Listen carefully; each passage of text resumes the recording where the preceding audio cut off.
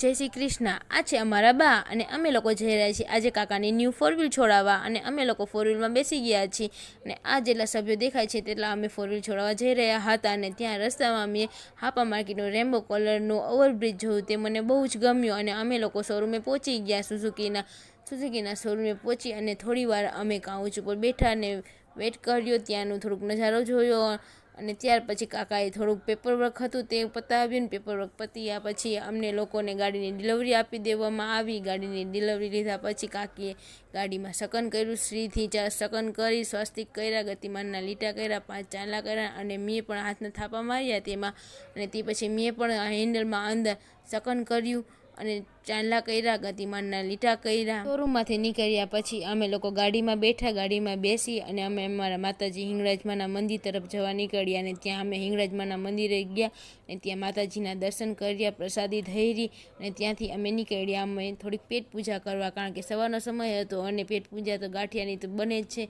કારણ કે અમારા ફેમિલીને બધાના ફેવરેટ ગાંઠિયા જલેબી છે, એટલે સવારમાં નાસ્તો કર્યો ગાંઠિયા જલેબી અને ત્યાં અમે લાઈવ ગાંઠિયા બનાવતા પણ જોયા। તે ગાંઠિયા બહુ સરસ રીતે બનાવતા હતા એટલે તે આજ પહેલી વાર જોયા અને ત્યાંથી અમે લોકો નીકળ્યા હનુમાન દાદાના દર્શન કરવા। ત્યાં હનુમાન દાદાના દર્શન કર્યા અને હનુમાન દાદાના પૂજારીએ પણ ગાડીમાં તિલક કરી અને સુકન કર્યો અને ત્યાર પછી અમે ત્યાંથી નીકળ્યા અમારા દળિયા ગામના ચોકમાં, જ્યાં મહાકાળીમાના મંદિરે ત્યાં બધે દર્શન કર્યા, શ્રીફળ વધેર્યા અને ત્યારબાદ અમે અમારા ઘર તરફ નીકળ્યા અને ઘરે અમારા બાએ પણ ગાડીમાં સુકન કર્યું, ચાંદલા કર્યા, તિલક કર્યું ને ફૂલથી વધાવ્યા અને ત્યાર પછી અમે લોકોએ પ્રસાદી લીધી। Bye bye.